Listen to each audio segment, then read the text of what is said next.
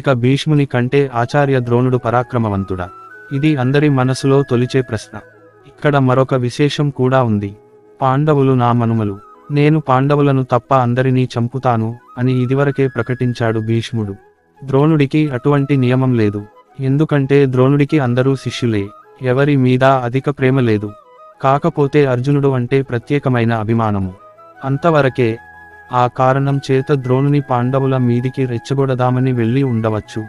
దుర్యోధనుడిది కుటిల బుద్ధి, ఎప్పుడూ సక్రమంగా ఆలోచించడు, వక్రంగానే ఆలోచిస్తాడు. పాండవుల సైన్యాధ్యక్షుడు దృష్టద్యుమ్నుడు, అతడు పాండవుల భార్య ద్రౌపదికి అన్నగారు. అతడి తండ్రి ద్రుపదుడు ద్రోణాచార్యుని అవమానపరిచాడు. దానికి అర్జునుడి ద్వారా ప్రతీకారం తీర్చుకున్నాడు ద్రోణుడు. ద్రోణుని చంపే కుమారుడు కావాలని తపస్సు చేశాడు ద్రుపదుడు. దాని ఫలితంగా దృష్టద్యుమ్నుడు అగ్నిలో నుండి జన్మించాడు. కాబట్టి దృష్టద్యుమ్నుడు కేవలం ద్రోణుని చంపడానికే పుట్టాడు